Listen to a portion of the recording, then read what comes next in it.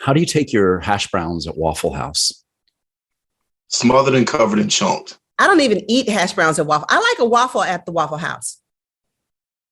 Oh, you got to get the hash browns. The hash browns are what you eat when you see the show. Because if you go like I used to go, it's 3:00 in the morning and somebody's going to fight. So I like the pecan waffle well done. You have to say well done or else it'll be droopy. Yeah. I love Waffle House. If you ever come to Atlanta, it's a Waffle House 2 blocks from here. We can go to my Waffle House. Oh, all right. All right. You are from Southern Virginia. What do you think is the difference between Southern Virginia and Northern Virginia? And were you traumatized by reading Beloved in high school?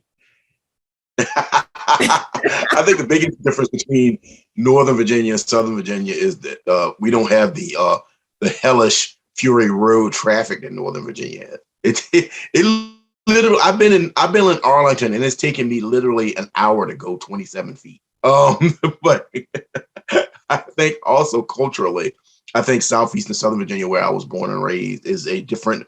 In many ways, is a different mindset, and that can be good and can be bad. You know, this is a more conservative rural area. But that being said, there's also a strong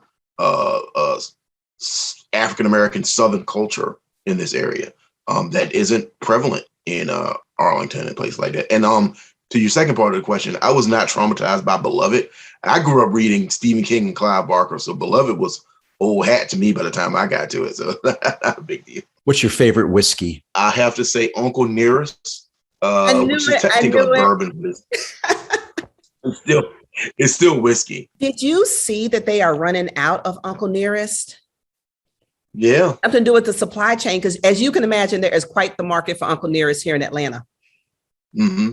And you can, if you want to give a Black man birthday gift, you can always give him a bottle of Uncle Nearest. I have a question for you. I'm just going to go there, Johnny. You can't stop me.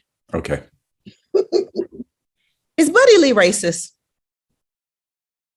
I think Buddy Lee is prejudiced, and I don't think he's racist. And I think the difference is, for me, growing up in the South, a true racist is somebody who will come to your house, stand in your yard, and call you the N-word and not feel bad about it. Buddy Lee is prejudiced. He has prejudicial ideas that he doesn't really understand that are prejudiced. And so he's the type of person that will tell you, I'm not racist. I got a Black friend. But then he also believes that every Black man can play basketball. Those are the difference between a racist who believes that you're a subhuman and really doesn't believe you have the right to exist. So and I grew up with both of those types of folks in my community. I think there's hope for the Buddy Lees of the world. I don't know if there's hope for the other folks, but anything is possible. I like to say redemption is not. It's not a gift. Redemption is something you have to work at. It's like putting together a 1,000-piece puzzle. It's hard and you have to be dedicated to it. But I don't think Buddy Lee is racist. I think he's just ignorant, and I think he realizes it by the end of the book. If you notice Tayari giving a pointed look, she's not giving you a pointed look. She's giving me a pointed look because we've been having. She's giving me that "I told you so" look because we've been arguing about whether Buddy Lee was racist, and what you just said 100%, 150% confirmed her perspective. How did you get the childhood nickname Dusty Books? My cousin. Okay, first of all, I don't know if this is true anywhere else in the South, but where I grew up, everybody has a nickname. That's just a part of a rite of passage. Everybody gets a nickname. And I had a cousin who named me that because I used to have an old beat up book bag that, I grew up very poor. And so, we held on to things. So I had the same book bag for like 4 years from like 5th grade to 9th grade. And I love to read. So I always had a bunch of old paperbacks. My mom would go to yard sales and just grab paperbacks from me. Didn't matter what the genre was. And I always carried them around with me. This the days before every kid had a cell phone or iPad. That was my entertainment. And so my cousin nicknamed me that, because you always walking around with all them dusty books. Eventually it just became books. That was my nickname for a long time. How did you come across the title? Did the title come to you early? The first time you mentioned Razorblade and Tears is in the front of the book, and then you mentioned it again at the back of the book. Which one of those came first when you knew it was the title? Oh, the first one, the first instance. The title actually came from a conversation I was having with someone about a pretty serious matter that they were going through. And they made a comment that like it feels they didn't want to cry about the situation. It was in hindsight, it's not that serious. It was a boyfriend girlfriend thing, and I was trying to be a listening ear to this person, and they were like, "I'm not gonna cry. I'm not gonna cry. I'd rather have razor blades come out of my eyes than cry for her." And I'm like, "Wow, that's deep, man. You need a hug." But and so the ideas, but that title, the esotericness of it, stuck in my head. And when I started to write this book, I wanted to articulate that same kind of sentiment, not in a romantic love, but in the perspective of grief. And Ike is the type of man, again, that I grew up around, who doesn't know how to communicate. Not just he's not in touch with his emotions, he literally doesn't have the skills to communicate how he's feeling. And so for him to finally break down and cry, it's an affront to what he thinks is his masculinity.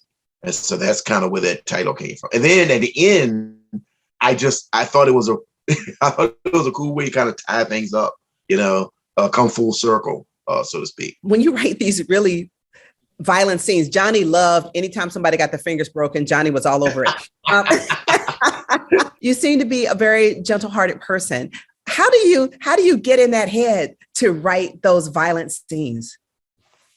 I think violence is a confession of pain, and I think anybody who's ever been hurt can identify with that. Violence is not, for me anyway, it's never gratuitous in my work. I never have someone fight or beat somebody up just because. It's not Chekhov's gun for me. It really is about what the characters are going through at that time. And for Ike and Buddy Lee, I can't think of any worse pain than losing a child. There's no name for that. If you lose a spouse, you're a widow. You lose a parent, you're an orphan. There's no name for who you are if you lose a child, because I think it's the enormity of it is so awful. And so these men who, again, don't know how to communicate in any other way except with their hands and their fists, this is their confession of pain. And so, and for me, tapping into that is not as difficult as it may seem. I grew up in a very aggressively masculine environment. Where I grew up, you had to be able to defend yourself. You had to, and a lot of times the answer to the question was a punch to the face. And I have learned better conflict resolution techniques since then. But it's still there. You don't have to dig too deep. So Johnny and I were talking about this book and how Ike and Buddy Lee, they kind of bridge the gap between two different worlds, right? And that way it's kind of a really hopeful book. But is it going to take murder, mayhem, and revenge for us to come together as a nation? I think, unfortunately, yeah. I mean, violence is American as apple pie, unfortunately. And I don't think you can get a great peace until you've gone through a great season of pain. And we're in the middle of a season of pain now. But ultimately I'm hopeful. I'm pessimistically optimistic because I know how bad things can be, but I just got to believe things will get better. I've seen too much goodness to believe that the evil and the avarice will win the day. And so I think I'm a realistic optimist. I hope, anyway. That's what some people tell me. But unfortunately, I think that is the case. I think we have to go through that to get to the other side of what, the promise of America. Not so much what America thinks it is, but what America can be. Amen. If and when this awful pandemic ever ends, what are you going to miss most about being quarantined? I think the thing I'm going to miss most is I was able to, a lot of people say, oh, I didn't have to wear pants and all that kind of stuff. I think for me, I was able to read uninterrupted. You know, it's like I used to go to coffee shops a lot to read, like I still love going to the library, even as recently as last year before the pandemic started. But when I was there, whenever I did that, invariably somebody would. I'm in a small town, so like, hey, how's your brother doing? How's your cousin doing? I saw you, and it's like I never had it. Now when the pandemic, I could just sit in the house, close the door. I read so many books over the last year.